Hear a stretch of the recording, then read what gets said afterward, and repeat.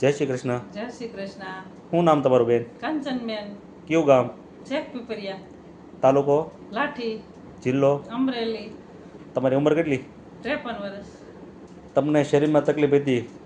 ખંભાનો તાણિયો, ડોક્ટરે કીધું હતું ખંભાનો તાણિયો તૂટી ગયો, ઓપરેશન આવશે. બરાબર.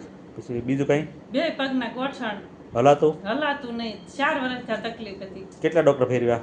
ઘણાય ફેરવા, રાજકોટ, અમદાવાદ. અમારે રિપોર્ટ બધા કરાવ્યા? MRI રિપોર્ટ બધું કરાવ્યું, ઓપરેશનનું કીધું હતું. હા બરાબર. હવે તમને મેં ટ્રીટમેન્ટ આપી એનો કેટલો ટાઈમ થયો? 2 મહિના. 2 મહિના પહેલાં તમને ટ્રીટમેન્ટ આપી. હા. એ ટ્રીટમેન્ટમાં તમને કોઈ દુખાવો છો? નહીં.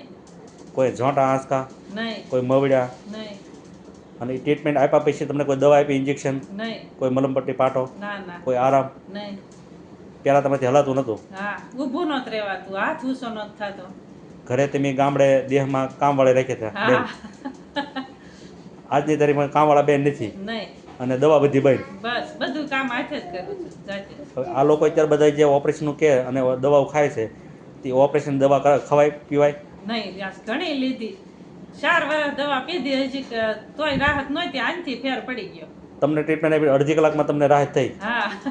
લોકો હાસો નથી માનતા કે ભાઈ ન હા, હોય લોકો એમ. ન માને, સાચી વાત છે. તો તમે હવે શું કહેવા માંગશો? અને એ કાર્ડ બતાવજો તમને સારું કરી. મને તો આનથી સારું થયું. શેની કૃપા?